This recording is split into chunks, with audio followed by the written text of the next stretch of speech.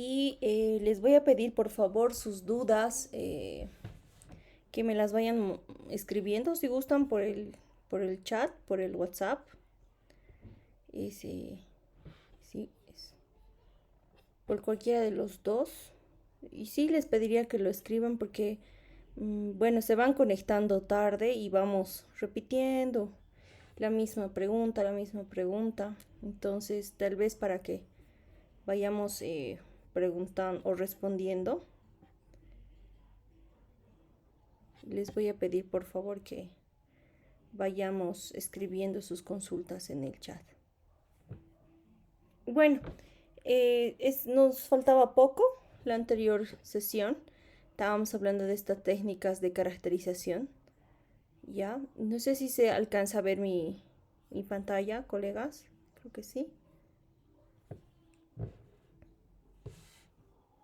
Está bien. Antes de... Bueno, por favor, espero las consultas en el WhatsApp o en el chat de la sesión de hoy. Nos quedamos en esto, microscopía electrónica de barrido. Ya habíamos visto mucho sobre la aplicabilidad y un poco volver a mostrarles cuáles son los resultados ya de de las técnicas de análisis. Aquí les mostraba óxido de aluminio y cómo este nos llegaba a mostrar bajo esta resolución, mostrarnos el análisis de las muestras, ¿no? La característica más notoria o más usada de la microscopía electrónica de barrido es que esta nos permite obtener imágenes de alta resolución, ¿no? Cuando hablamos de topografía nos hacemos referencia o hacemos referencia a todo lo que está alrededor, ¿no? Toda la, toda la como rugosidad con la que se encuentra el material. Entonces nos va a mostrar toda la estructura, todas las superficies, como un escaneo de toda la superficie y nos va a poder indicar cómo está estructurado nuestro material, ¿no? Bueno, esta técnica es aplicada en ciencia de los materiales en una ampliedad de gama.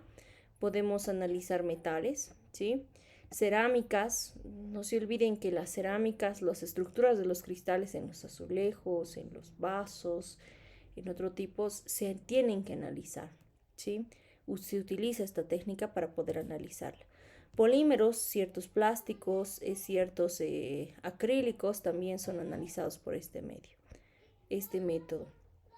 La biología, todo el análisis de células, de tejidos, cómo están conformados, cuál será su estructura, se las puede observar con esta técnica. En cuanto a la geología, todos los minerales y rocas, por supuesto que sí, no se olviden que estas técnicas es de las más aplicadas en esta, para poder observar y ver bien la composición y poder aplicar. En nuestro país tenemos los que viven o los que han ido hacia el lado del occidente. En el camino, no sé si han visto estos cerros que están con tierra color naranja, hay algunos que son blancos, calcitas y otros minerales. Entonces hay mucha materia prima para poder producir esto, ¿no? Entonces esta técnica de la microscopía electrónica de barrido nos va a servir para caracterizar estos minerales, ¿sí? La caracterización de los nanomateriales, obviamente, ya en ingeniería como el control de calidad de componentes electrónicos y mecánicos. Y ya hemos hablado sobre las estructuras, los microchips, los microprocesadores, ¿no? Entonces nos va a permitir de una manera más pequeña poder ver cómo están fabricados y cómo están estructurados los microchips, ¿no? Y en la medicina, ver todo lo que son tejidos biológicos y el diagnóstico que se pueda generar sobre los tejidos. Bueno, una de las ventajas, bueno, estoy mostrándoles ventajas, no desventajas, sino limitaciones, ¿ya? Dentro de las ventajas, esta técnica nos permite identificar las superficies minuciosamente, ¿no? Les mencionaba la topografía que tiene, como las asperezas, los ángulos, el tamaño de los cristales, ¿ya? La magnitud de los grados, las escalas incluso a un nivel micro o a un nivel nano también. Dentro de las limitaciones en este método, como se requiere un vacío para que pueda funcionar, Entonces nos limitamos mucho a que no podamos analizar muestras que tengan componentes volátiles, solventes volátiles, ¿no? Como el hexano, el tolueno, el formol, porque estos solventes, no se olviden, si nosotros reducimos la presión, también se eleva su temperatura de ebullición, entonces por ende ya no existiría el líquido, ¿no? Entonces a bajas temperaturas estos ya pueden llegar a evaporarse completamente. Entonces es una de las técnicas de la microscopía electrónica que impide, por ejemplo, tejidos o analizar tejidos biológicos que tienen en frascos de formol que están conservados. Entonces es una de sus limitaciones, ¿no? Y la preparación de las muestras para que puedan introducirse en el equipo por lo general son complejas, ¿ya? Porque hay que utilizar aguas ultra puras, hay que diseccionar las muestras, entonces es un poco más complicado hacer el análisis y preparar la muestra por este método de análisis. En la microscopía de fuerza atómica ya lo habíamos visto más adelante, pero un poco mostrarles en este tipo para la aplicación. El funcionamiento de este método ya lo que hace es este lápiz va a estructurar y va a levantar la topografía de la muestra ya que se está interaccionando, o sea que se esté analizando y les va a generar este mapa tridimensional. Lo que quiero que veamos, aquí nos quedamos, ¿no? Esta microscopía, entonces les va levantando como el mapa, en este caso les está mostrando como el panal de abejas, así bien pequeñitos, ya a diferentes, bueno, este es a 5 Armstrong y esto es a 20 Armstrongs, un poco más lejos, ¿no? Cómo se van acomodando los cristales. Para este caso, entonces, esta microscopía electrónica de fuerza atómica, perdón, determina las propiedades de cualquier células electroquímicas. Aquí estamos viendo un ejemplo. Y nos va a proporcionar información sobre las propiedades que lleguen a tener, ya sea propiedades eléctricas, magnéticas que llegue a tener la superficie. Si puede operarse el equipo solamente con aire, con algunos líquidos o con vacío. Eso es una de las ventajas que tiene con respecto al anterior que habíamos visto, ¿no?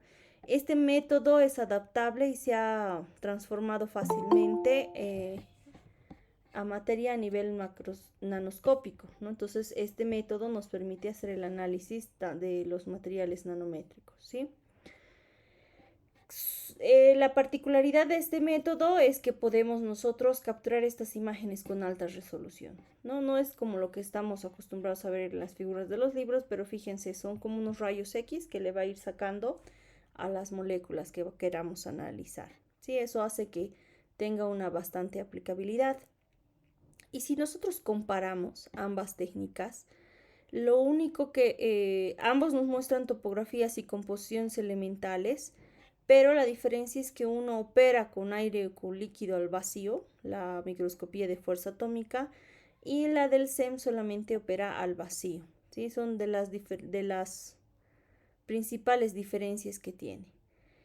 Desde el anterior módulo ya habíamos visto cómo es el microscopio de túnel de barrido, ¿ya? También, en diferencia a los otros dos métodos que los he mencionado anteriormente, este es el que tiene mayor resolución, ¿sí? Entonces podemos incluso llegar a observar con mayor facilidad los átomos, ¿no? Entonces, este método de funcionamiento se va a basar en el fenómeno de tunelización cuántica. Aquí ocurre, o sea, su principio de funcionamiento va a ser una tunelización cuántica. En esta corriente, este túnel va a apuntar a la muestra, ¿ya? Y nos va a permitir poder ver y sobre todo, no se olviden, es poder estructurar uno. Entonces, los que me ha gustado bastante ver en sus infografías como retroalimentación en sus trabajos, les comento, he visto uno o dos trabajos que nos han mostrado animados el túnel cuántico, ¿no? Entonces con esto han llegado a mover, porque este método lo que nos permite es uno y como una especie de electrones agarran la corriente y podemos modificar los átomos. Hemos visto que para construir nanopartículas hay una técnica que es el bottom up, o sea, ir subiendo, entonces acomodar átomo tras átomo. más allá de poder acomodar y crear un nuevo nanomaterial, también nos permite moverlo de un lado al otro. Entonces, este es el equipo que se ha utilizado para mover los nanocoches, por ejemplo, ¿no? En el Nano Car Race 2 que han visto, en la carrera 2 de los nanocoches. Entonces, este es uno de los equipos más utilizados en la nanotecnología. Aquí les mostraba imágenes topográficas de la microscopía electrónica de barrido, ya de lo que llegaría a ser nuestro grafeno, ¿no? Estos paneles de abeja son nuestro grafeno.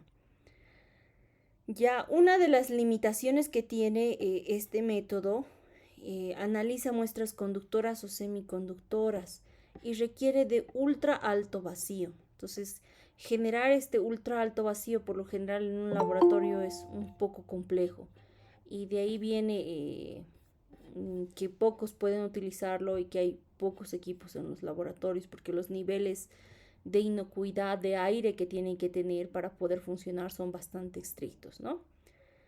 Dentro de las diferencias que entonces tendría este microscopio de túnel de barrido y el microscopio de fuerza atómica, ¿ya?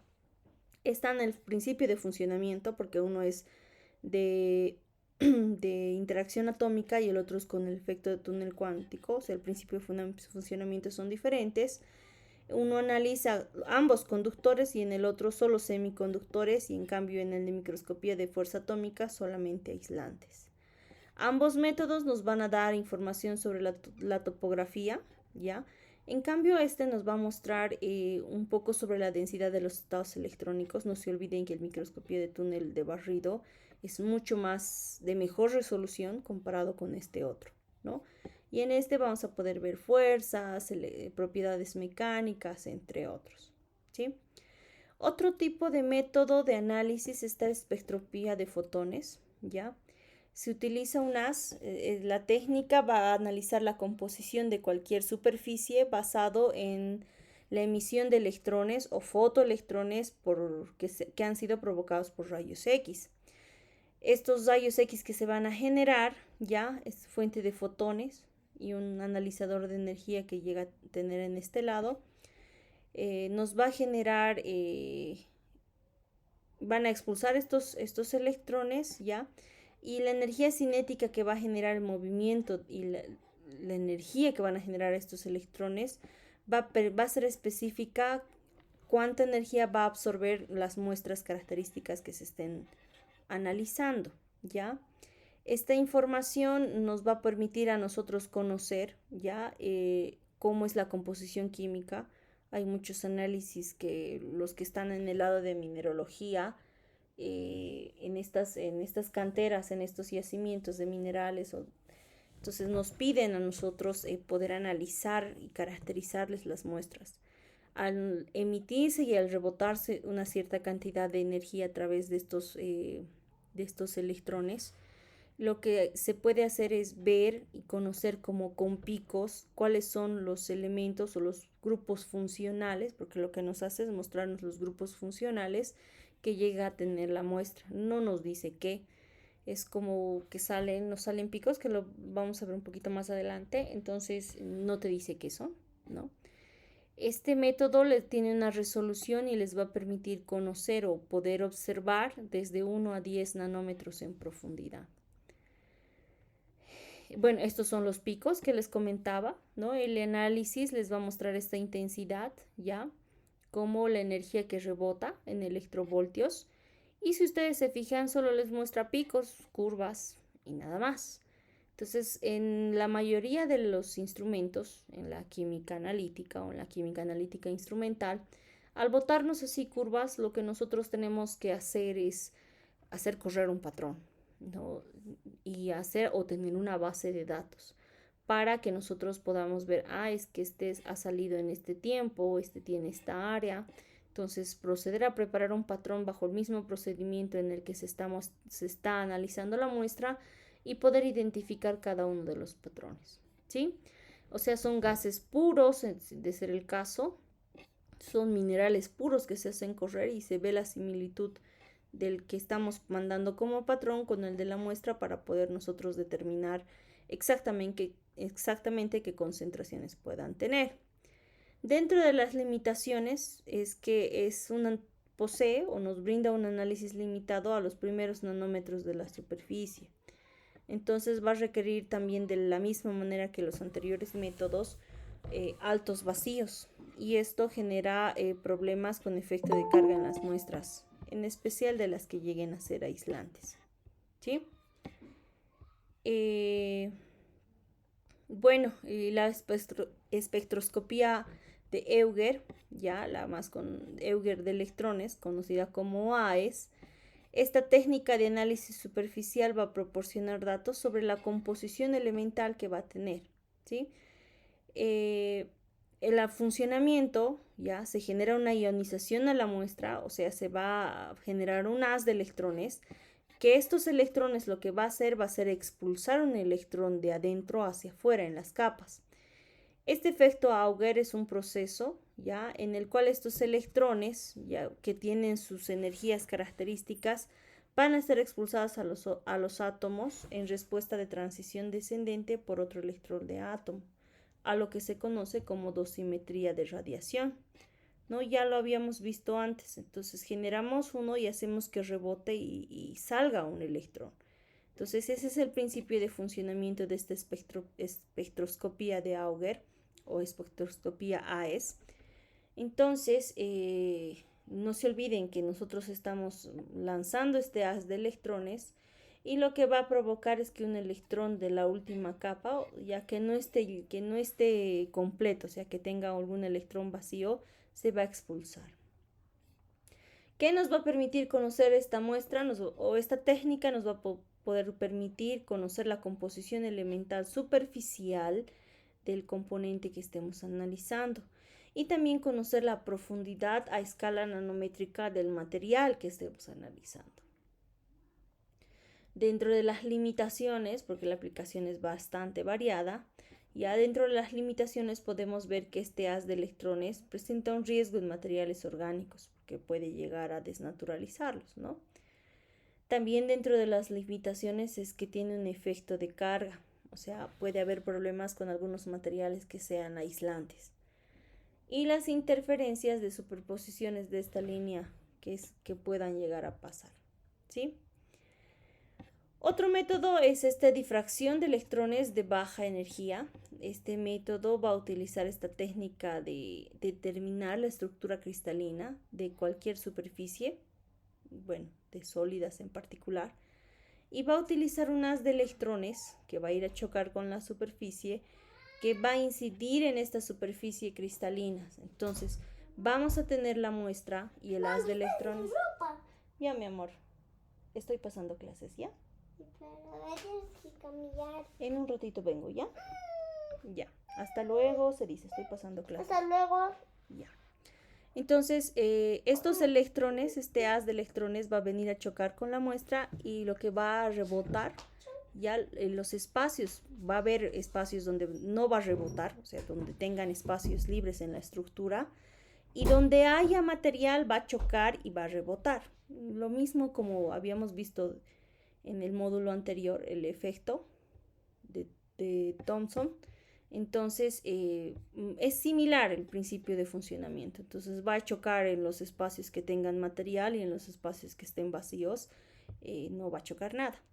Entonces, si nosotros vemos aquí, por ejemplo, este es una difracción de electrones de baja energía para el ejemplo del cobre, ¿ya? El cobre que bueno, para este análisis se ha utilizado con oxígeno, y ustedes, si se fijan, en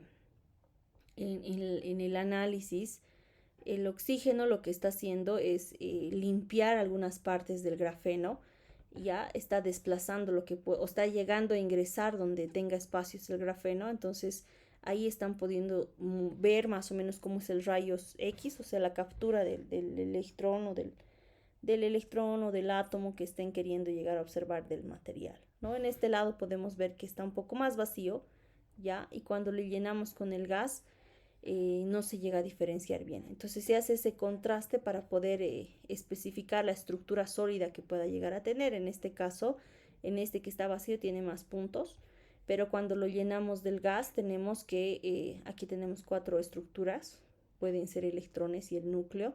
entonces que va a llegar a mostrarse en el método, ¿ya? Las limitaciones que va a tener este método es que necesitan superficies, en el caso de que se analicen sólidos, que estén extremadamente limpios. ¿Por qué? Porque si no van a estar limpios y van a tener contaminantes como polvos, en el caso de los metales, trazas de óxidos y demás, entonces no va a permitir observar correctamente y va a ser un error que se va a cometer.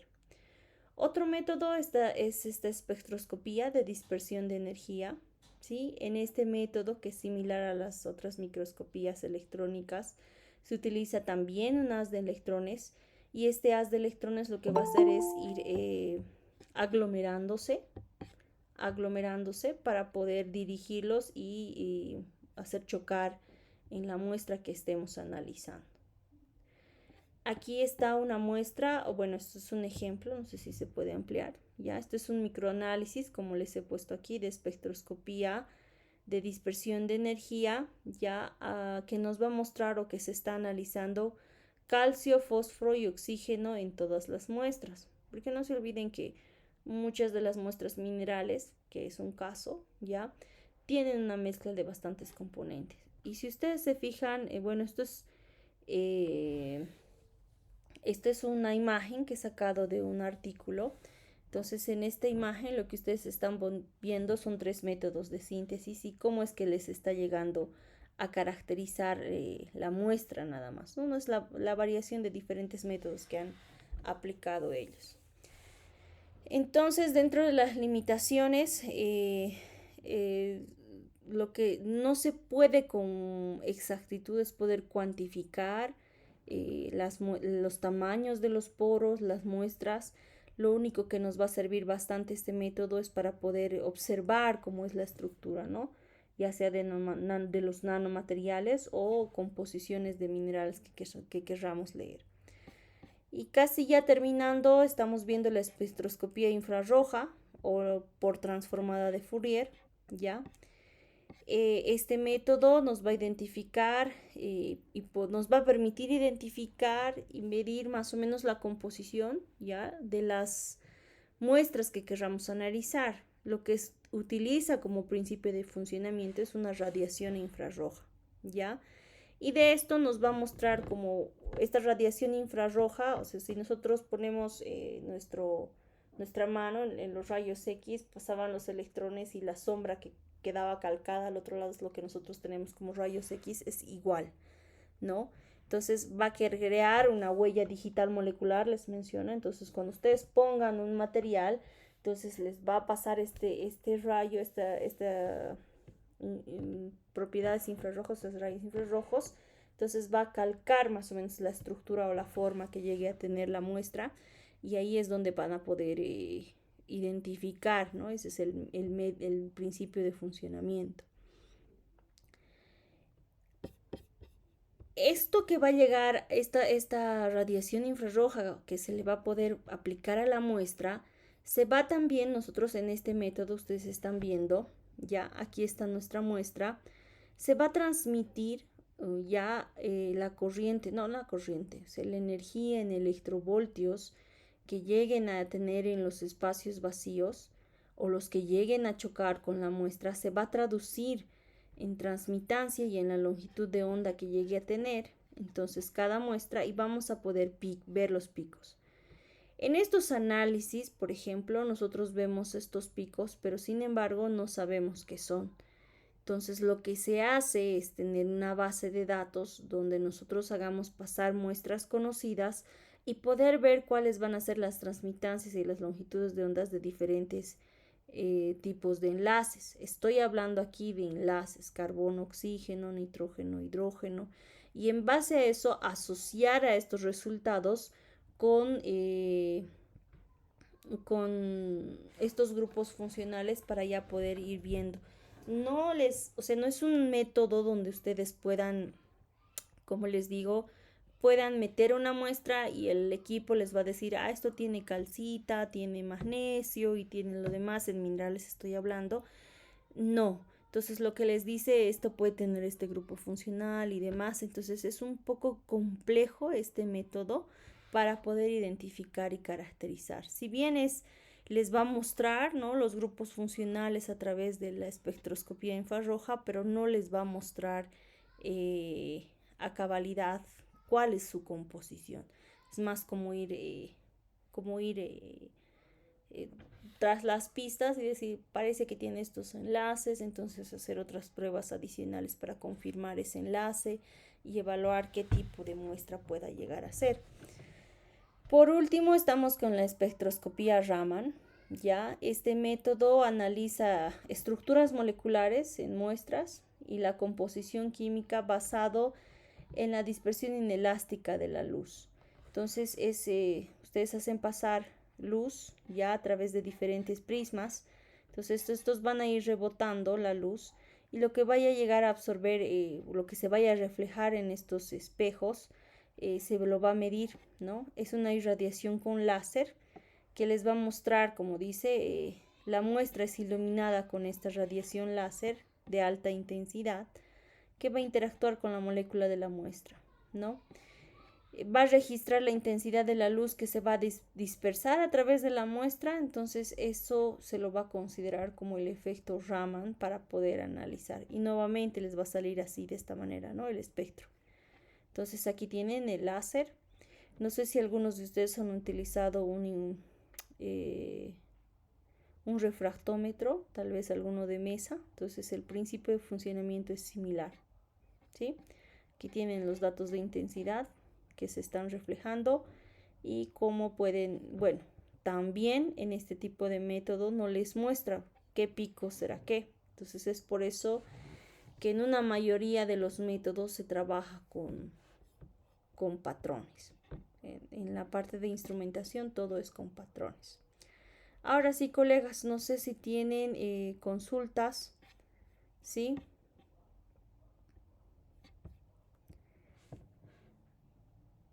Tal vez yo un poco recomendarles, he estado teniendo bastantes mensajes en cuanto a lo que son sus trabajos, que me parece bien que los vayan haciendo con calma.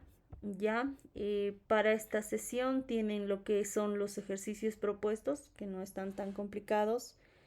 El foro académico, yo en la actividad ya les cargué, por ejemplo en esta de los ejercicios, ya tienen el formato para el trabajo que es similar al anterior cuestionario, es el mismo, ¿no?, del anterior cuestionario.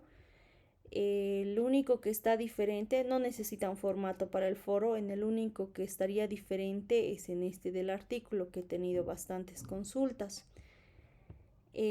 Aquí, por ejemplo, ya les mostré la carátula, ¿no?, la semana, el nombre de cada participante, ya les dejé por ahí mi nombre. Entonces, esta es la estructura, ya esto está.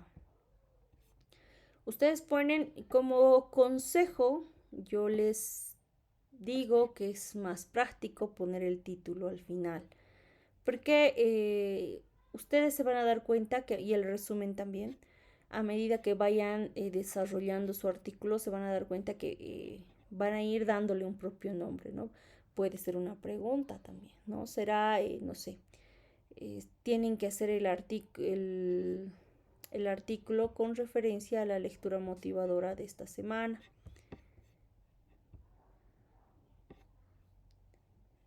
Unidad temática 4.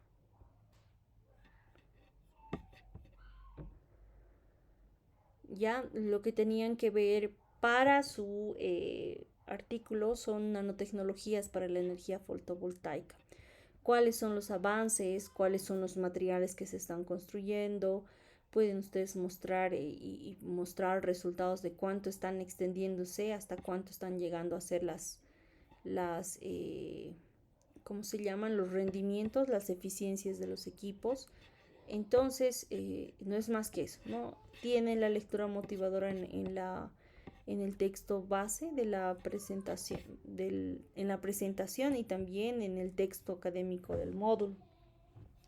Entonces, como consejo, yo les recomiendo primero hacer una búsqueda de artículos. Ustedes vayan viendo qué trabajos de investigación, y sobre que vayan abriendo uno van a ver que el mismo buscador les va a recomendar otros trabajos.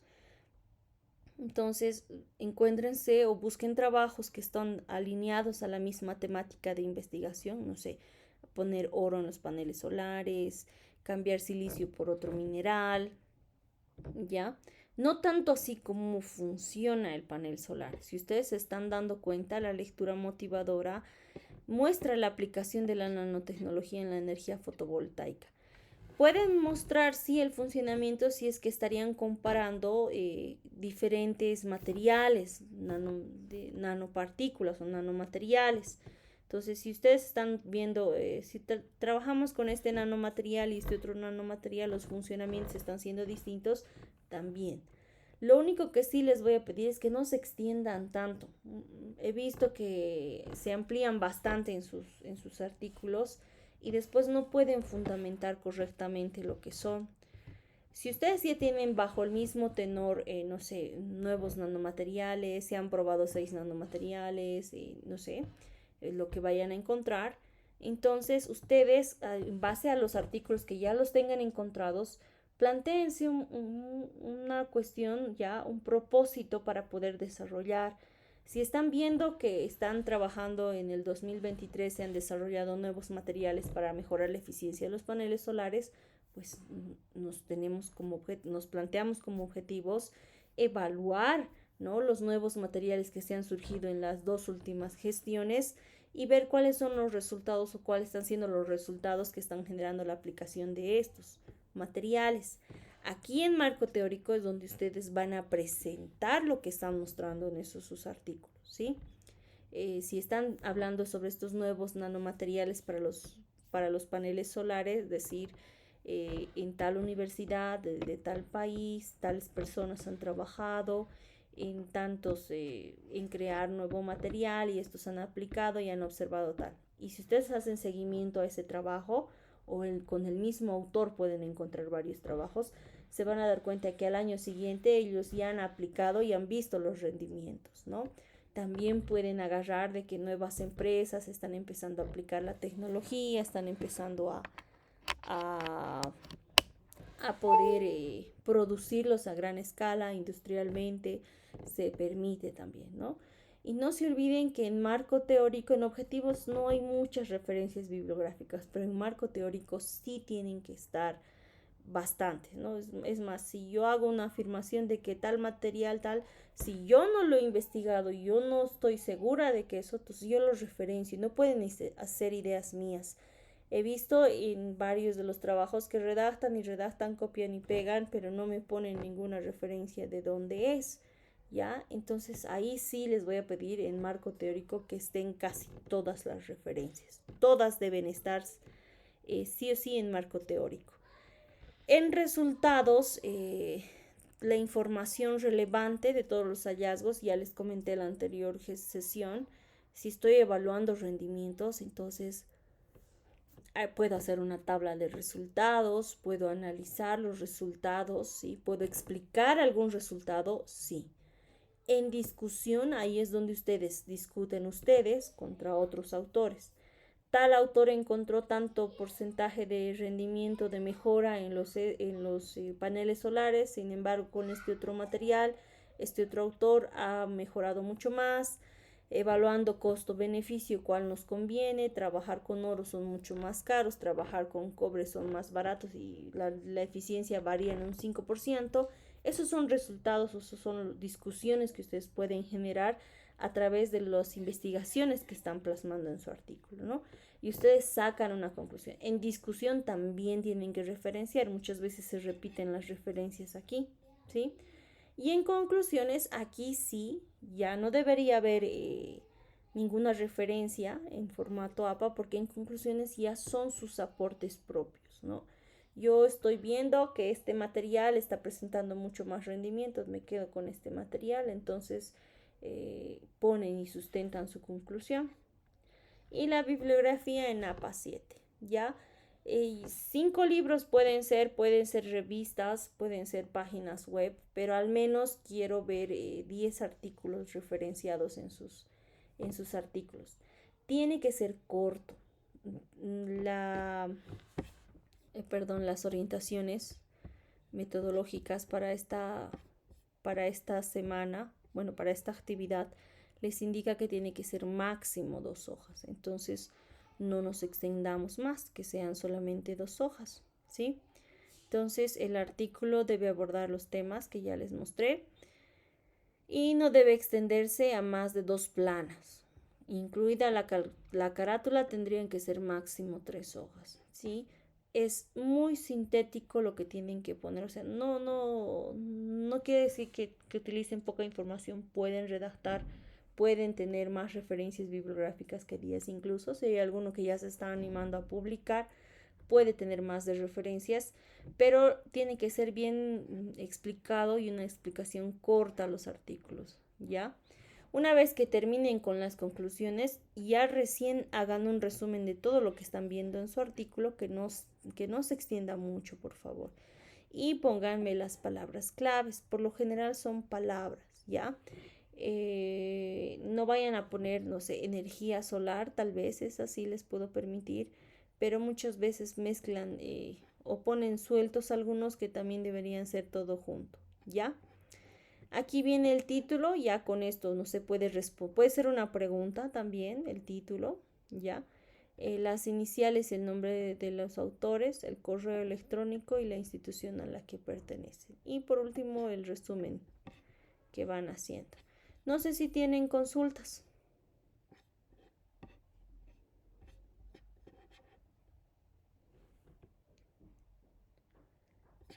Voy a revisar el chat.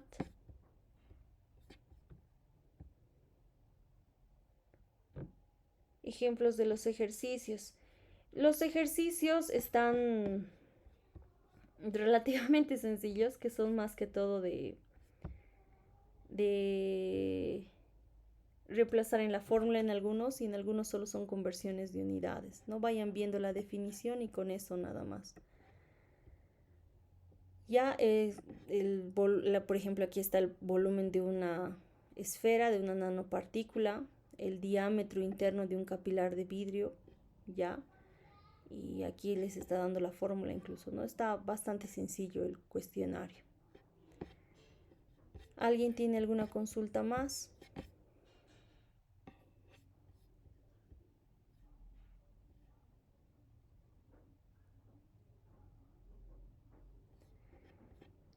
De todas maneras, para la parte de los ejercicios está todo en la unidad temática 3. Ya, aquí estamos con absorción, que es más que todo lo que se ha tocado. Y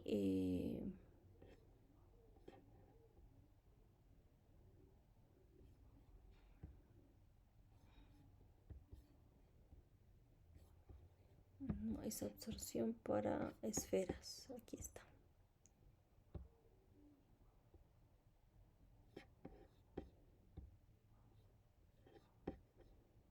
Esto es para superficies o interfaces curvas. Aquí están las expresiones que necesitan.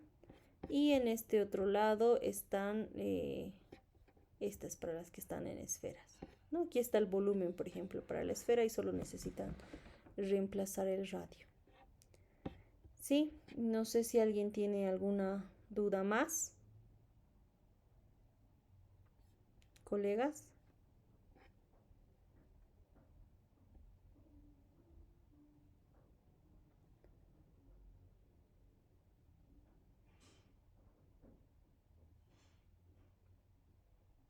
Bueno, si no tiene consultas, voy a estar, bueno, esta noche voy a estar trabajando en plataforma, preparando algo de material, voy a estar atenta a sus consultas, hasta un poquito tarde voy a estar.